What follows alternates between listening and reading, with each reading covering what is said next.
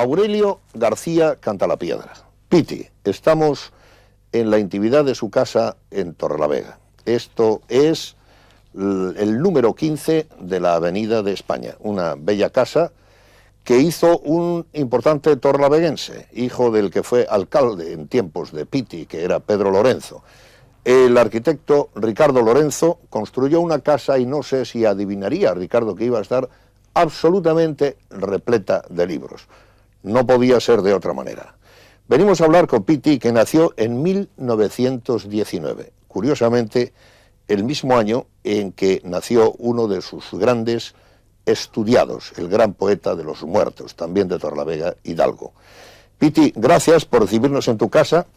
No hay un orden, me he atrevido a coger todos estos libros de ahí, gracias por permitirme el atrevimiento, y en lugar de hacer un análisis cronológico o una mera divulgación, vamos a seguir la agrupación que a toda prisa he puesto con espontaneidad encima de esta mesa. Tenemos en común que yo metro dentro de los libros también, como he visto aquí al ojear rápidamente, los recortes de periódicos, aunque no las cartas, que veo que están sembradas ahí como documentos probablemente muy valiosos.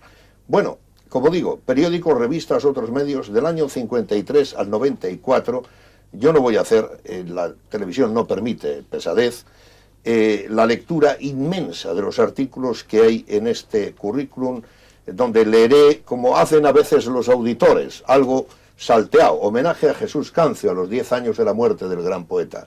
Mira, eso me sugiere una pregunta. Estuviste en la cárcel con el propio Chus Cancio. No es uno de los más estudiados en libros, pero sí en artículos. ¿Qué recuerdas del gran poeta de Santillana con quien estuviste en la cárcel?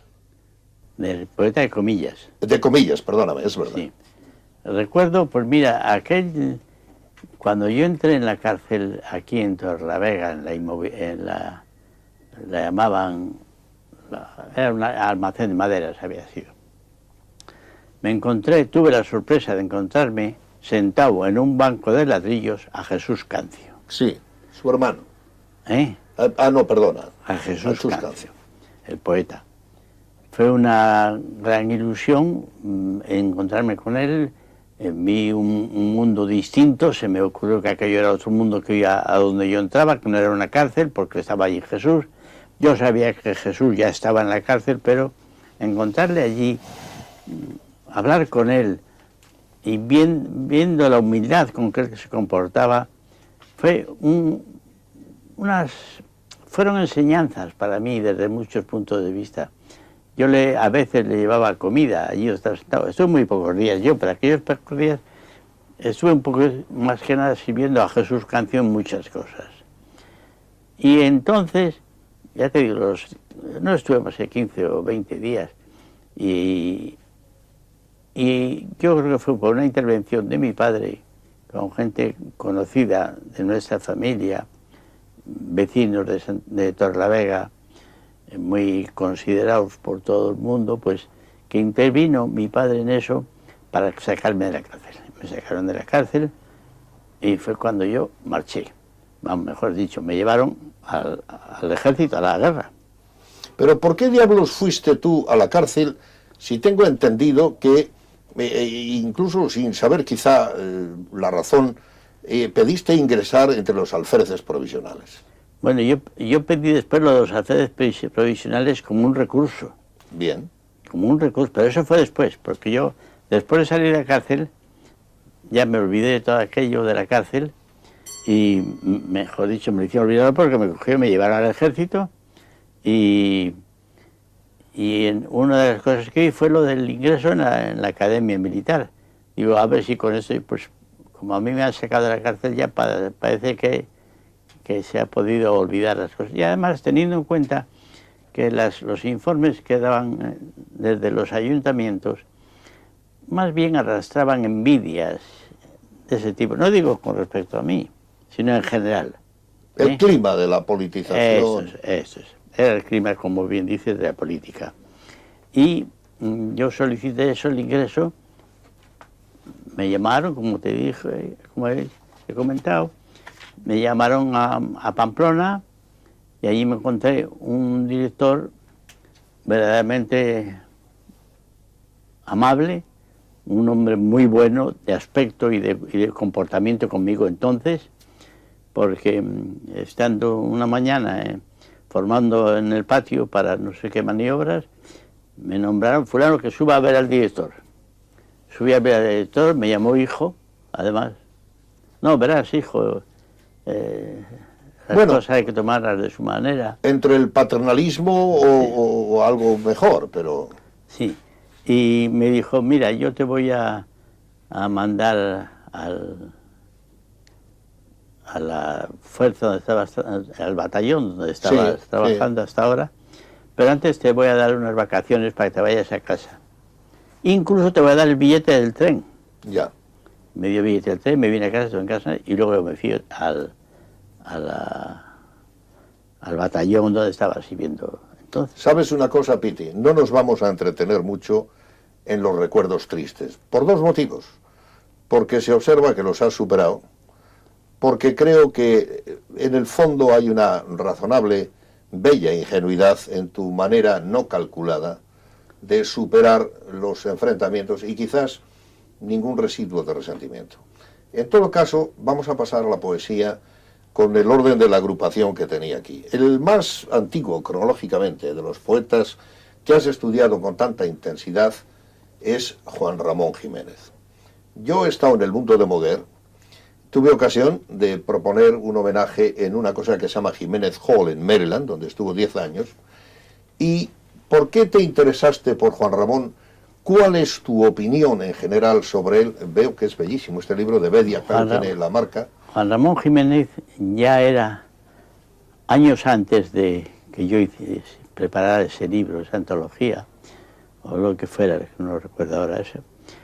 Yo sentía devoción por él, por su poesía, y la sentía al lado de amigos, como se puede citar como Hierro, como Hidalgo.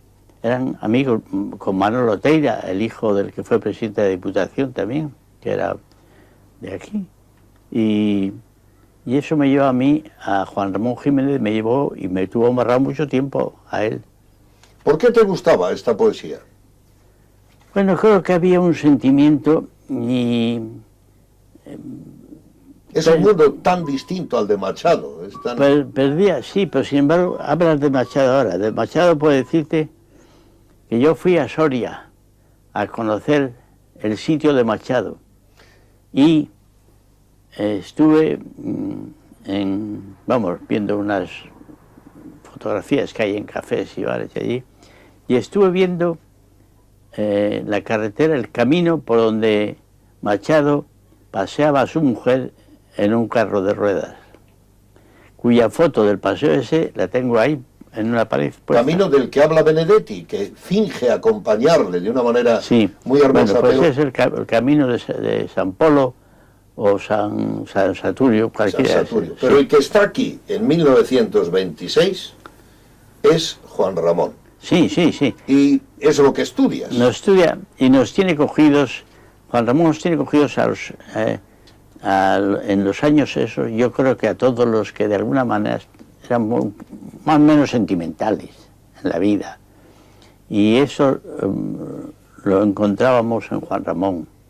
Pero dicen que era huraño con la siguiente generación, o tal vez Gerardo con él, aunque hubo relación, que no era nada fácil de trato.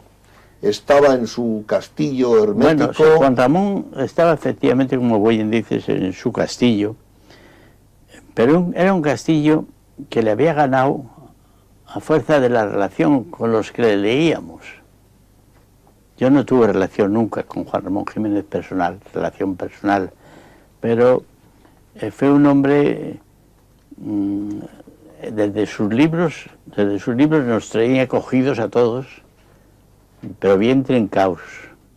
¿Y por qué, Aurelio, si cualquier otro ser humano dice que una cabra le roba una clavellina a un jumento, o dice que iba dándole suaves topadas en la espalda, o dice que va el burro al cielo, cae en la cursilería y Juan Ramón no, y es sublime? Bueno, porque Juan Ramón, yo creo que has dicho la palabra. Juan Ramón no era cursi. Pienso que no era cursi. El Juan Ramón que yo estoy recordando en este momento, de aquellos años míos, si quieres casi hasta cursis en el sentido del amor y de la relación, él no lo era. Él era un hombre muy serio. Todo lo contrario. Sí. Lo era tan serio como Antonio Machado. ¿Pero qué es lo que les distingue grosso modo? Yo te voy a decir una pequeña impresión que tengo, aunque mi misión es preguntar. A mí me gusta cuando se escuchan los sonidos en la tarde, cuando se oyen los ladridos de los perros, cuando se escuchan las voces de los niños a lo lejos, cuando hay una sensibilidad emotiva llena de sinestesias, cuando la naranja, la púa de naranjo sano termina lamiendo la heridilla de la sangre en el lirio, en el arroyo de los lirios. Bueno, yo es que creo, mira, perdona, yo es que creo que hay libros que cayeron en nuestras manos en momentos, claro, yo soy un hombre ya de muchos años, momentos de mi juventud, como la de juventud de todos, caen oportunamente o no oportunamente. Y si te cae bien, pues ese libro ese autor, ese poeta, es un poeta de los que le metes en el corazón. Bien. Luego te encuentras con unos poetas más fríos, más trabajados en el sentido diríamos, con la herramienta para hacer la poesía. Bueno, aquí ocurre en tu caso todo lo contrario. Si hay alguien que no es frío, es aquel que dice, tú te quedas con el hacha y yo me llevo la canción. Tú te quedas con el hacha, sapo, iscariote y ladrón. Has trabajado sobre León Felipe. Si hay alguien que no es frío, es el hombre Felipe, que maneja el viento. Yo tuve la gran suerte de León Felipe, hablando de León Felipe, de que me invitaran a ir a México a un acto que se celebró, al que asistimos amigos o admiradores, perdón, de León Felipe de muchas partes del mundo. Sí. Y yo tengo una fotografía con el presidente de México, pues, regalándole un peñalabra en que hablo de León Felipe. En fin, esas cosas son cosas que van sucediendo y que cuando tienes ya 80 y pico... Pero son tantas cosas, mira, aquí dice 74... Aquí dice 84. Son 2 ediciones. Es una década y, bueno, en uno el título dice Santander en la vida y en el recuerdo de León Felipe, los años santanderinos de León Felipe. Una década, 2 bellos ejemplares. Estos libros, Piti, son bellos también como objetos, no como criaturas celestes, que decía Marañón. Por una razón son bellos porque caían en manos de los Bedia, de la imprenta de Bedia, a la que yo tengo mucho que agradecer, como muchos de Santander, en cuanto a esa belleza que tú dices se admiran que es visible. Se admiran estos libros. Y es aparte de la valía como impresores, era la personalidad, la valía como personal de ellos, la relación. Yo recibía los libros sin pedirlos, y era un chavalín. Sí. Ellos sabían a quién había que matar. A mí te digo que me siguen mandando los libros que editan todos los años. Dime una cosa, ¿hoy se hacen libros así? Yo creo que se hacen más deprisa. Pero tienen esa textura, tienen ese amor detrás. ¿Tienen? No, porque esto está hecho con amor, hombre, yo te diría, con amor a la poesía, no lo sé si puede ser tanto. Pero está hecho con ganas de hacer las cosas bien, de hacer cosas bonitas. ¿Comprendes? Nunca nos vamos de Torrelavega. Hablábamos de años santanderinos de 2 grandes poetas, Juan Ramón, del sur, y León Felipe, que tiene que irse del norte y que dice que no le cuenten más cuentos. El cuento, por fortuna, no terminó en pesadilla, en la Constitución, que ahora se pretende reformar con cuidado. Pero Santander no puede concebirse sin Torrelavega, ni Torrelavega puede concebirse sin José Luis Hidalgo. Efectivamente. Si hemos hablado de algo cristalino, de algo intimista, si te has referido a tu paseo por el camino de Machado, si has estudiado en profundidad el huracanado viento del descontento vital de aquel gran dinámico que fue León Felipe, hay que hablar ahora de un hombre que conociste más porque fue entrañable amigo tuyo, que has estudiado en muchas ocasiones. Aquí hay 3 libros, veo, una biografía en imágenes, verso y prosa en torno a José Luis Hidalgo, otro gran volumen, y uno más viejo que yo no conocía, que dice Tiempo y vida de José Luis Hidalgo. Este es más nuevo que estos. Este es posterior. Este se editó estando Jesús Aguirre, otro gran amigo y otro buen amigo de mucha gente. Taurus. Sí, editó Taurus cuando Jesús Aguirre estaba al frente de Taurus. Sí. Y ahí hay más un prólogo de Maruri en él. Y efectivamente yo ahí volqué pues todo lo que yo sentía sobre... Mira, hay telespectadores jóvenes que saben quién es León Felipe, pero no tanto, por raro que te parezca, Jesús Aguirre. ¿Qué recuerdas de Jesús Aguirre para que volvamos a Hidalgo? Pues mira, Jesús Aguirre fue un hombre que hizo el bien a cuantos pudo. A mí me preocupa ver en la televisión a la duquesa de Alba actual, pensar que este hombre vivió con esta mujer, que convivió con esta mujer. Me preocupa en el sentido de que la veo, yo no sé, la veo un poco extraña, físicamente también, ¿no? ¿Qué quiere decir extraña? ¿No te inhibas? No, ¿Estás en tu casa? Extraña físicamente. ¿La encuentras un poco fea ahora? Más bien, más bien. Pero a él se le acusó un poco de parvenía, a pesar de la gran cultura, de traducir a Heidegger, sí. De tal se decía que también buscaba subir a palacio desde la oscuridad de su origen. Bueno, era amigo tuyo, pero ¿por qué no puede haber un fondo de ser un gran intelectual y tener la oportunidad de ir a palacio? Pues puede ocurrir, puede haber todo eso, porque este fue un hombre que vivió en muchos mundos, digo muchos mundos, porque sabes que estuvo en Alemania, estuvo, en comillas, yo le conocí, pues fíjate, personalmente le conocí trabajando yo en el SNIACE, porque él venía... Te has adelantado, íbamos a hablar de tu etapa de SNIACE.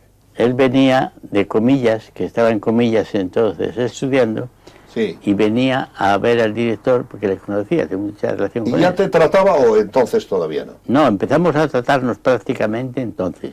Vamos, sí. A tratarnos más de cerca. ¿Por qué has sido tú siempre tan humilde?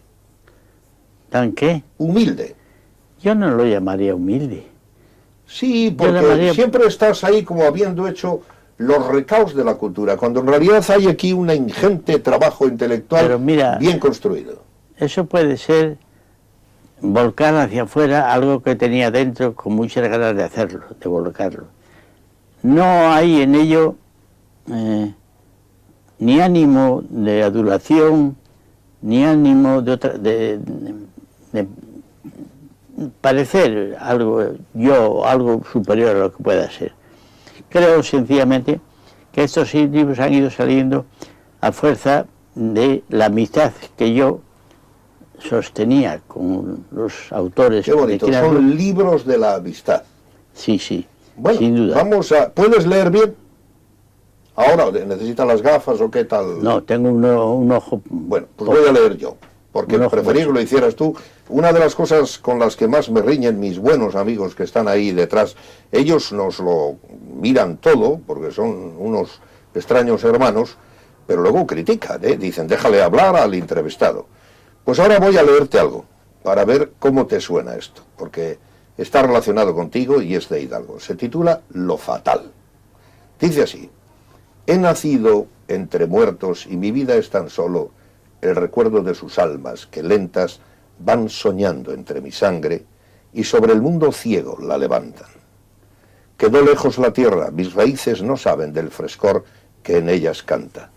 De invisibles cenizas es mi cuerpo, los muertos de la tierra me separan. Quisiera ser yo mismo, la luz distinta, brillando cada día con el alba, estrella de la noche siempre joven, que fulge de sí misma solitaria. Pero ya no estoy solo. Mi ser vivo lleva siempre los muertos en su araña. Moriré como todos, y mi vida será oscura memoria en otras almas. Aquí parece no haber fe. Resuena Quevedo, resuena Unamuno. Sí, no. ¿Es este un poeta existencialista o es un creyente con temor a la muerte? Yo te diría que creo que no es un creyente con ese alcance que tú estás dándole al hablar ahora. Yo pregunto. Del temor a la muerte. No, el temor a la muerte le rebasaba a él por encima de su poesía, por encima de su sensibilidad. ¿Eh? Él era un hombre que la muerte, en ciertas circunstancias, en ciertas relaciones personales o lo que fuera, le conmovía como a todos. Pero era un hombre alegre. ¿Cantabais alguna vez? Las circunstancias eran duras, la poesía es terrible. Sí. Aquí incluso dice oscura memoria en otras almas. Se va a acordar a alguien, pero... Él no era un hombre alegre, era un hombre más bien, yo diría que vivía la vida sin grandes aspavientos en ningún sentido. ¿Y lo eras tú? ¿Has sido tú alegre? ¿Yo alegre? Sí. Yo creo que no, lo dudo. No mucho. No mucho, no, lo dudo. No bueno, pero has sido muy dinámico, no has estado, sí. A pesar de todos estos libros, no has estado aquí metido, leyendo y quedándote ciego. Has hecho cosas públicas, has estado publicando revistas, coordinando participaciones de mucha gente. A ti se te percibe como un intelectual en Torrelavega, de Cantabria, desde luego que ha trascendido la batería nacional. Ahí está la obra, tu preocupación y las relaciones que tenías. Pero has sido muy dinámico. Por ejemplo, eso te lleva en un momento dado a que Pablo Beltrán de Heredia, que es un cascarrabias, yo lo digo ahora porque probablemente no me esté oyendo, en el sentido de estar 6 meses al frente de la gran Fundación Santillana, cederte los trastos, y había 8 exposiciones simultáneas. Aquí hay, podríamos revolver mucho más, en el año 81, una colaboración con el Ministerio de Cultura, esto es en julio y agosto en Santillana del Mar, y mover todo esto era muy difícil. Bueno, era de una gran belleza. Yo no quiero criticar indebidamente.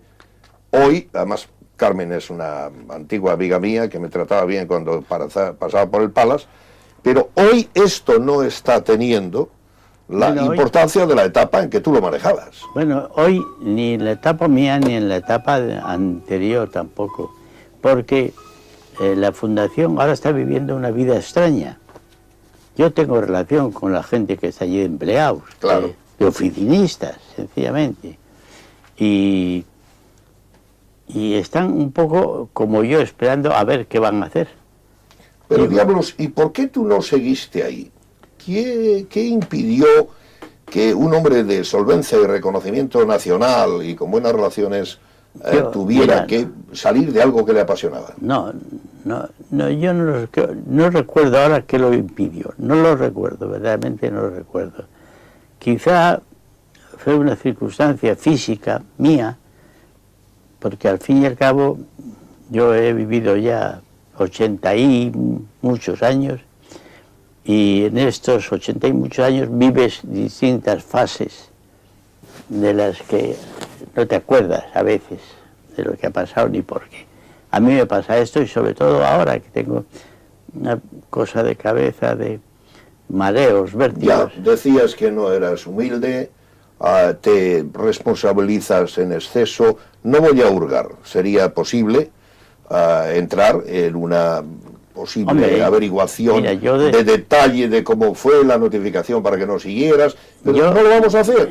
Mantengamos tu desmemoria y señalemos que tus relaciones con Jesús Polanco son buenas. Una carta de Jesús Polanco, sí, dándome las gracias al despedirme.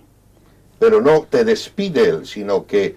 No me despiden, no, yo no sé cómo es. El caso es que me hablan de eso, que viene esta señora y que viene a ayudarme o algo así, y que yo no necesito ayuda para la oscura memoria de las almas. Eso es. Volvamos a José Luis Hidalgo. Esta es una amistad muy grande. Yo creo que el libro de los huertos es el gran libro. Con eso no quiero decir que el bestiario no fuera bueno. Oye, qué belleza tiene este libro de Piti. Qué cosa, estas imágenes.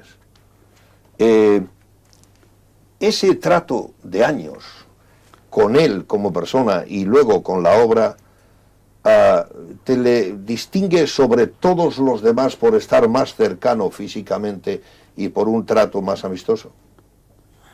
Bueno, yo no lo sé, que yo lo que sé es que yo con José Luis Hidalgo empecé a tratarme en el colegio, en la escuela primaria. Sí.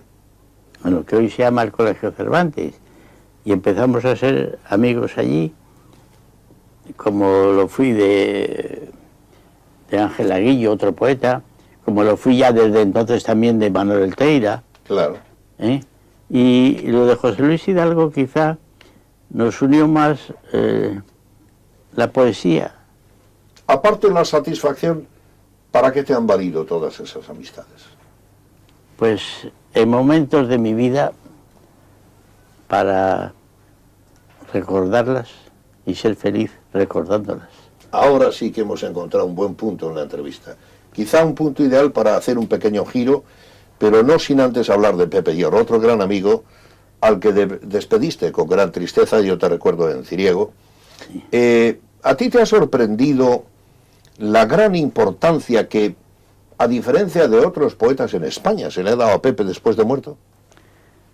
Bueno, a mí me ha sorprendido de tal manera que yo tengo ahora en la editorial Estudio de Santander un libro que he preparado después de comentarios con Valeriano, el de Estudio, y, sí, con Carlos Galán, un libro recordatorio que se está preparando para que aparezca en el mes de diciembre.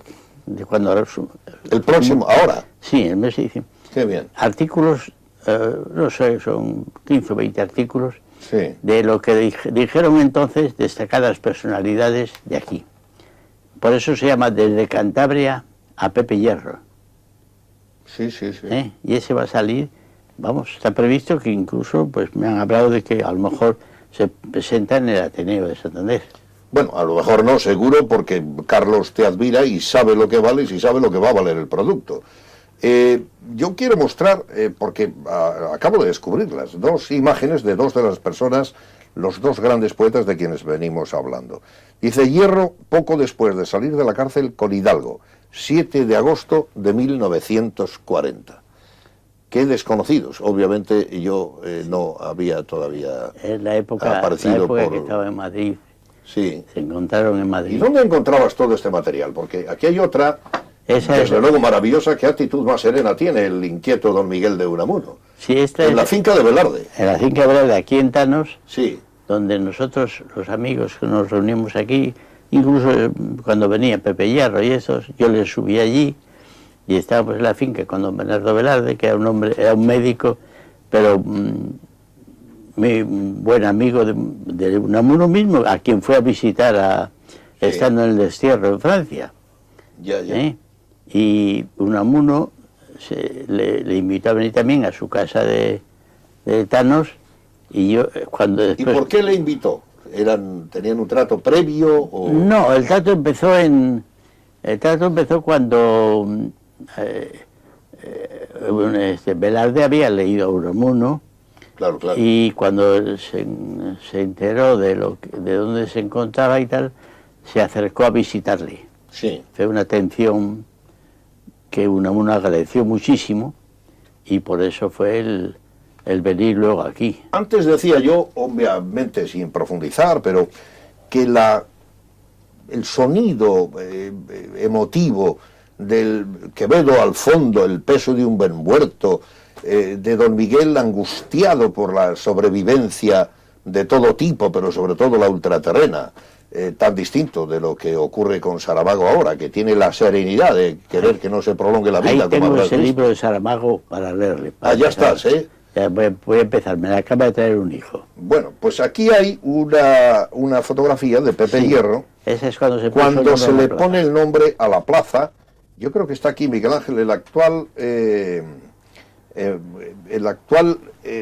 hombre del municipio que maneja a los municipales, valga la redundancia. No sé si es él, creo que sí. Pero en todo caso aquí estáis poniéndole a Pepe una plaza en Torrelavega. Tú has venido hablando de Santander, de temas universales, de tu viaje por el mundo machadiano, pero una grandísima parte de tu vida, como no podía ser de otra manera, es la vinculación de estas gentes a Torrelavega, Hidalgo porque era de aquí, porque era amigo, porque es un gran poeta, Pepe porque venía, que es un madrileño pero cántabro universal, y luego hay todo esto. Y además un cántabro universal que sabía agradecer aquellas atenciones que se pueden llegar a tener con él. Pepe sí era alegre en medio de todo. Sí. Su poesía no tanto. Yo le he echado en falta ahora con lo de los orujeros de potes. Ah, ¿y por qué? ¿Por qué? Pues porque Pepe era un orujero de beber. ¿Y tú no lo eras? Yo no lo era. Te pregunto, ¿tú has sido más parco con la bebida? Sí, un poco más. ¿Has sido morigerado? Sí. Yo me acuerdo siempre en esta casa cuando entraba Pepe, sí, por la puerta, en un armario que, que había a la entrada, sí, lo primero que hacía era abrir la puerta, pues donde estaba la botella de orujo, a reclamársela a mi mujer, a ver dónde la había echado. Bueno, estaba hablando de que obviamente has hecho todas las vinculaciones que pueden hacerse a Torrelavega. Por algo eres el cronista de honor. Yo creo que tuvo el acierto Blanca Gómez Morante, la actual alcaldesa, de nominarte, naturalmente con el respaldo de todo el Pleno en el año 97. Bien tardío, en cierta manera, porque aquí está una Torrelavega del siglo XIX, la vida local de la época, aquí está... Fue consecuencia, perdón, consecuencia, sí, por favor, no sé de esto, si de todos los artículos que yo venía escribiendo en el periódico, publicando sobre temas de aquí, sobre temas locales. ¿Tú crees, Piti, que puedes decir una palabra de cómo era la aldea de Torrelavega decimonónica? ¿La aldea decimonónica? Digo yo aldea, no lo sé. No, sí, no juego con el chiste del pueblo de Torrelavega. Aldea era. Sí. Aldea era el siglo XIX todavía. Ya. ¿Qué se puede decir, grosso modo, de...?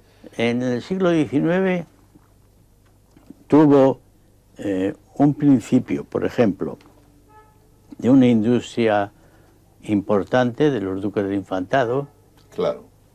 Y un final también importante que fue el título de ciudad. Sí. Esto fue lo que... Y en medio de todo esto pues estaba una vida en la que se alternó, pero con bastante frecuencia, la vida industrial con la vida del campo. Sí. O sea, el obrero mixto en Torrelavega se dio, yo creo, como muestra para muchos sitios. Sí. Y aquí se dio con mucha frecuencia. Aquí hay un parrafito que dice: durante este tiempo, la forma de subsistencia de la aldea de la Vega consistía en explotaciones agrícolas, como señalabas ahora, tradicionales, y ganado, con lo que únicamente podían sobrevivir. Pero en el año 1753, Torrelavega comienza su actividad industrial favorecida e incluso motivada gracias a la apertura del Camino de las Lanas. A finales del 18 comienza a trazarse la carretera Santander-Asturias, que formó en Torrelavega el actual cruce de Cuatro Caminos. Sí. Bien, Torrelavega es para ti una encrucijada de los pueblos de alrededor, con un tono muy diferenciado de Santander por esa vigencia de sentido industrial. Santander, indudablemente, su situación junto al mar parece final de un trayecto, porque de ahí tienes que saltar al mar. Esa impresión te da... Pero son solo 10 kilómetros de costa. Sí, pero vamos, te da esa impresión de que está para esto, para cerrar el camino. Pero tú ibas a la Diputación... Y Torrelavega estuvo situada dentro también del Camino de Santiago, sí, y de calzadas romanas. Sí. No hay que olvidar esto. ¿Qué crees que es hoy Torrelavega? ¿Es un mundo maduro, donde las gentes tienen menos vinculaciones próximas, que ha superado el sentido provincial en el mejor de los aspectos? ¿O no? Sigue siendo un pueblo, claro, muy crecido, con tono industrial, pero ¿cómo haces el contraste y sobre todo cómo adivinas que es el futuro al que quizá no lleguemos?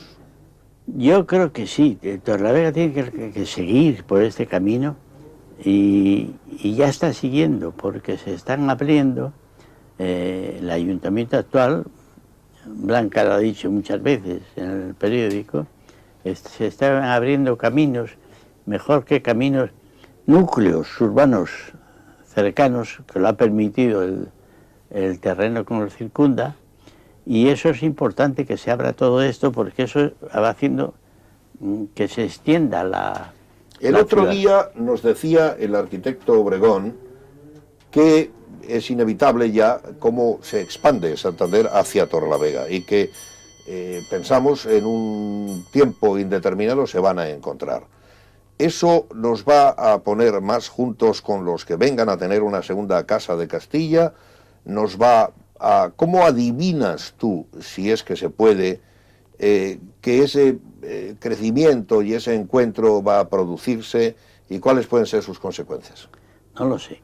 Sé que puede producirse más tarde o más temprano, porque los que hemos viajado con frecuencia cuando era joven entre Torrelavega y Santander por la carretera normal que hemos circulado todos, siempre hemos pensado que faltaba una casa para unir a la otra en esos terrenos que quedaban entre medio.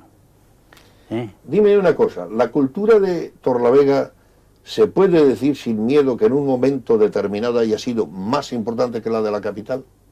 Aquí han estado modinos, el difunto Pedro Lorenzo daba en su carnicería de comer una chuleta a pintores que luego han sido importantes en París, Pisano, después, no sé, actualmente Pedro, que vivió el mayo del 68, Torrelavega ha tenido sus poetas, tú eres el cronista.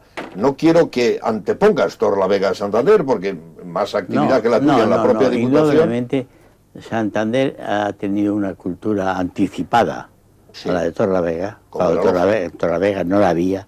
Torrelavega empezó su cultura verdaderamente apoyada en la Biblioteca Popular. La Biblioteca Popular fue un centro que a los de mi edad nos cogió, nos amarró allí, a los que empezamos a vivir en ella. Y había allí, yo te citaría ahora 3 personas, por ejemplo. Gabino Teira, que ejercía de presidente mucho tiempo, Pedro Lorenzo. Yo conocí a don Pedro. A Pedro. Mucho. Y eso me llevó a la amistad con Ricardo. Eso mucho. Y Alfredo Velarde, era un chileno, que era el que al principio empezó a comprar los libros para la biblioteca.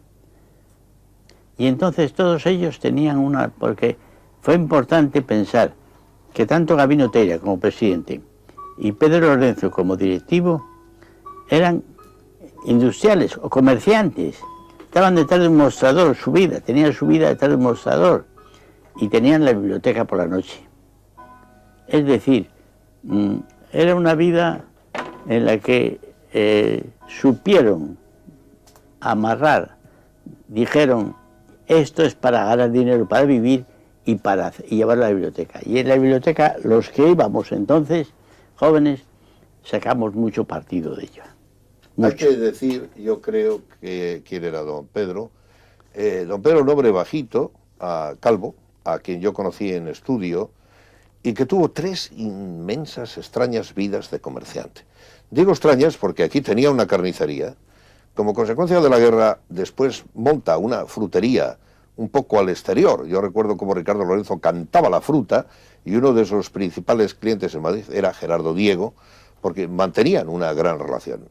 Oscuras situaciones incómodas le hacen ir a Barcelona, en donde termina vendiendo, si no me equivoco, vestidos de novia, en todo caso, tela.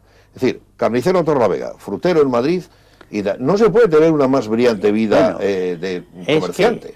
Yo creo que todo esto era buscando una forma de vivir. Sin duda. Y dar de vivir a su familia. Pero es que lograban tener el éxito a través de ello. Pero fíjate, te he citado a otra persona de la biblioteca, Alfredo Velarde, que tú no le trataste ni lo conociste, era un chileno que murió en Chile, marchó de aquí cuando la guerra y murió en Chile. Yo le vi fumar su última pipa en la biblioteca, y este era un hombre que su vida familiar, su entorno familiar, le permitía los lujos de dedicarse a los libros.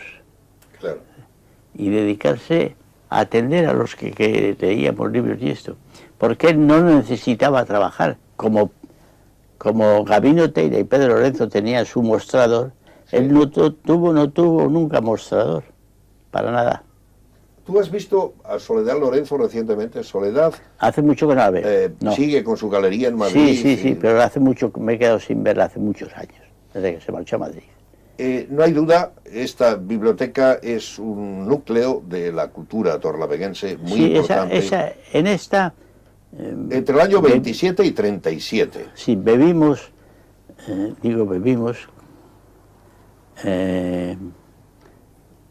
algunos personas que luego han destacado, o hemos destacado más o menos en la cultura de Torlavega, se formó ahí, en esta biblioteca.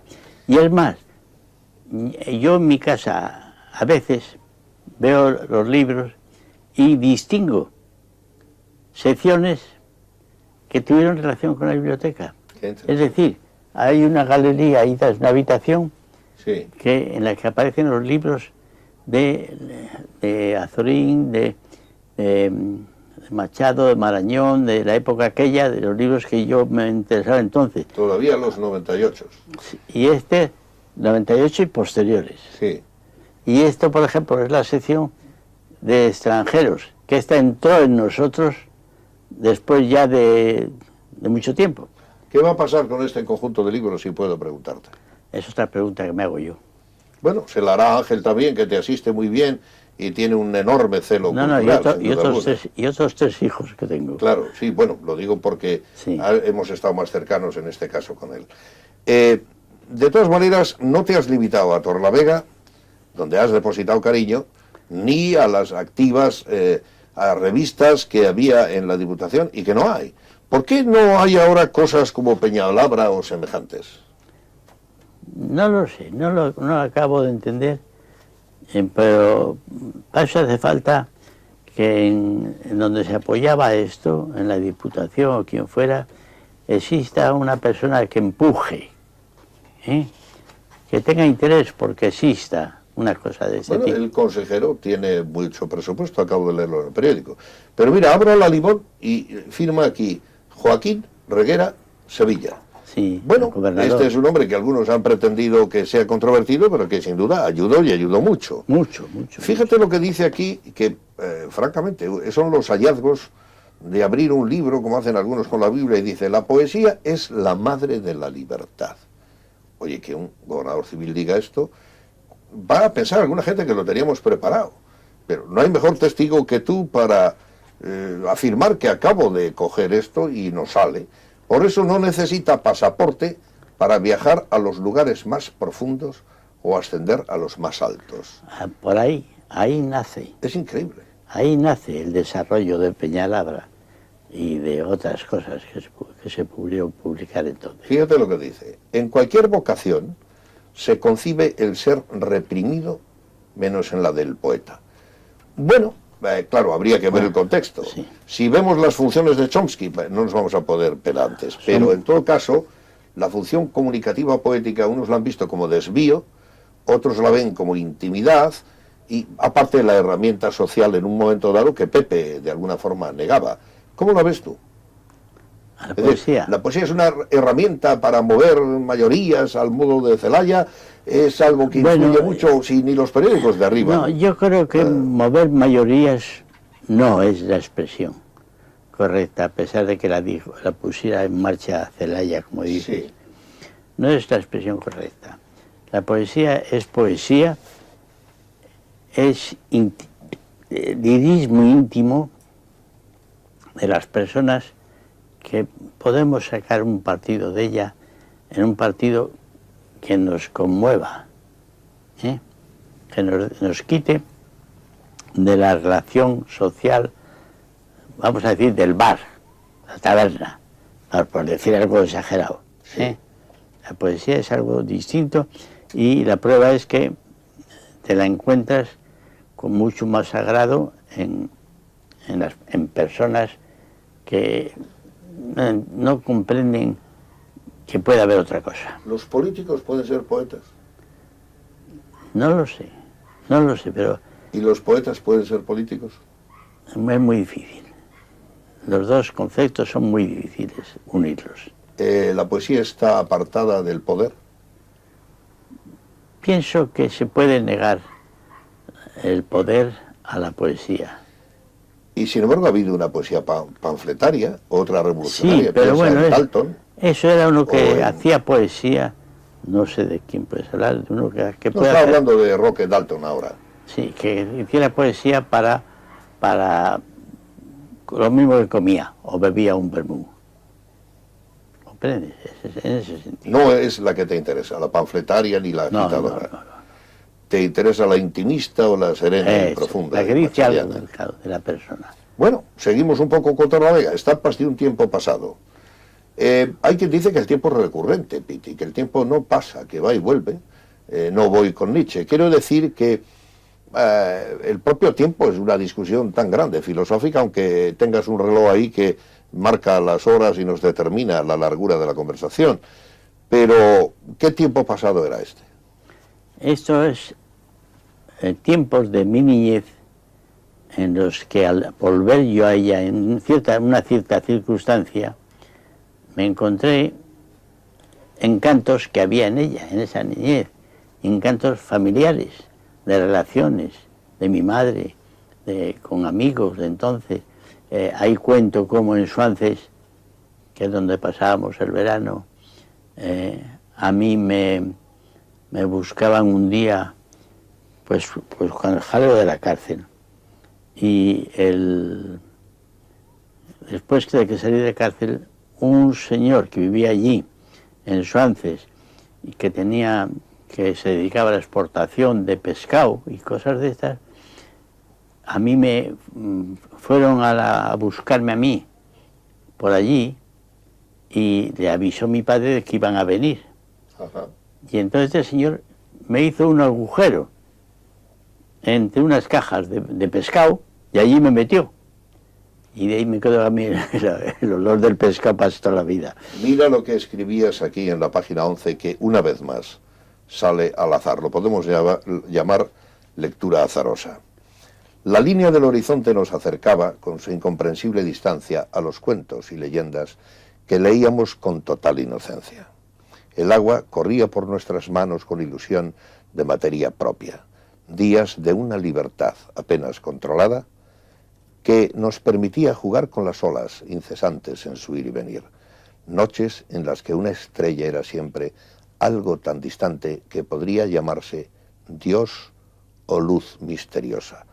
Hoy probablemente eres un hombre más escéptico. Puede ser. Te lo pregunto. Aquí dices que la estrella lejana podría llamarse Dios. ¿Lo sigues pensando? Bueno, yo pienso que es una, digamos, metáfora, una expresión, ¿eh? Es una expresión que venía a cuento con los párrafos anteriores. Aquí hablas de Eduardo López Pisano, antes mencionaba yo a Modinos y también, Sí. a Mauro Muriedas, Ciriaco Párraga, Julio Sanz Saiz, a quien hace mucho que no veo, el hombre que ama los árboles. Y dice el título, Torlavega era así una vez el arte, los artistas y el mundo que les rodeaba. ¿Qué ha supuesto para ti ser el cronista oficial de Torlavega? Pues yo diría un escape para horas mías que no tenían otra cosa. ¿La vida, Piti, es aburrida? Según como sea lo que te dediques. ¿La tuya? ¿Cómo la ves tú? ¿Ha sido aburrida en medio de tanto trajín? No. Tus libros son amistad, ya has dicho que no. Sí. 4 amigos. ¿Quiénes eran estos 4 y por qué te fijas en ellos tanto? Pues este es el libro que publiqué. Porque no sé si fue Comedia que me El año dijo, 69. que me dijo que querían hacer una cosa. Es indudablemente Comedia. Sí, yo escojo 4 amigos entonces inseparables de mí, de los que quería hablar. Nada más que eso. Aquí dice, para mamá, con un abrazo más fuerte que para nadie. Papá. ¿De quién es esta dedicatoria? Porque alguna intromisión tenemos que hacer. Papá soy yo. Tú eres papá. Y mamá es mi mujer. Para mamá. Entonces es que tú se lo dedicas a tu mujer. ¿Qué ha sido tu mujer para ti? ¿Por qué no se habla mucho Pues de tu mira, mujer? La hemos visto por ahí discretamente retirarse y mantener Precisamente esta casa, que es una biblioteca. Esa discreción la ha mantenido toda la vida. Entonces, ¿no te gustan las mujeres modernas? No. ¿Y No. Torrelavega tiene mujeres No. modernas? Sí, las ¿Dónde tendrá. son más modernas las mujeres, en Santander o en Torrelavega? No lo sé. No es una pregunta que no la sabría contestar. ¿No? ¿Cómo has contemplado a las mujeres? ¿Eres un clásico un poco patriarcalista o eres un hombre que sin llegar al posfeminismo cree que todas las reivindicaciones están bien? Yo no sé, es muy difícil. La vida y la relación, sobre todo, entre masculino y femenino, es muy compleja y responde, en cada caso, a una circunstancia, y muchas veces es esa sola, la de ese, que lo piensa. Bueno, hay una mujer que inventó lo que se llama el ginocriticismo y dice, hay que distinguir entre, tú has dicho masculino y femenino, me gusta. Y ella decía ahí, macho, hembra, lo biológico. Hay masculino, femenino, lo cultural. Y hay feminismo, lo político, en cierta manera. Creo que la distinción no es mala, pero nuestra vida no es hablar de vino, de orujo, de mujeres, sino hacer un repaso apresurado al hilo del azar, que es lo que nos gusta, al hilo del peligro que tanto agrada a los cámaras, que todo lo preparan, de una conversación sincera, espontánea, jugosa, donde, aunque falle algo la memoria, no falla la emoción y no falla la bondad. Aquí, después de Santander y de Torrelavega, hay también libros que dicen Cantabria en la literatura, desde el borde de la memoria y Cantabria. Ahora hablamos de la región entera, que es un microcosmos, un universo que hay personas a quien no les parece tan pequeño, y lo es, a otros les parece infinito. Yo tengo un crítico que no me critica de frente en la propia Torrelavega, que creo no comprende el cariño con el que se puede hacer la crítica y la necesidad de la autocrítica. Es alguien que también fue a América, no sé si América fue a él.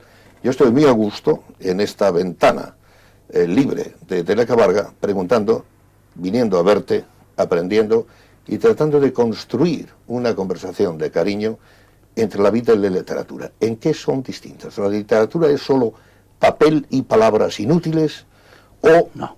es... La ¿qué? literatura es consecuencia del interior de uno, o debe de serlo. Y entonces niegas el realismo, no hay una cultura exterior, no puede llevarse el Hombre, periodismo a la literatura. Puede No haberla existe Tom Wolfe. como hacer una avenida o las baldosas de un suelo. Bueno, pues haz un juicio final porque estamos en los últimos metros. ¿Somos iguales o distintos en Santander y Torrelavega? ¿Los de Cantabria somos mejores y excepcionales que los españoles? ¿O, como dice el genoma, somos todos vulgarmente iguales y de vez en cuando como individuos trascendemos los colectivos? Yo creo que en cada sitio hay personas con sentido distinto de la vida y del enfoque de la vida y de ser en la vida. O sea que tú puedes decir ahora, o yo puedo decir ahora, que en Santander o en Torrelavega hay gente que, y empleo una expresión que puede molestar a algunos, pero hay otras veces no empleas esa expresión, pero tampoco dices nada. No dices nada y quizá lo dices todo. Piti, es un honor para nosotros venir a tu casa, que nos recibas desde la memoria residual y desde la que aflora, sin tener que buscarla, y te expresamos nuestra simpatía, nuestra adhesión, y que mantengas la fortaleza de sobrevivir poéticamente. Gracias. Pues yo os agradezco mucho, naturalmente, esta visita, que me ha tenido un poco preocupado porque era hablar de mí y de mis cosas en la mayor parte de las veces, y esto me ponía nervioso y no me gusta hablar de ello. Hablar de ti ha sido hablar de la tierra, hablar de la literatura, hablar de Cantabria. En aspecto ese sí puedo hablar algo, puede gustarme, pero nada más, no puede sacarse más. Gracias por recibirnos. Gracias a vosotros, muchas gracias.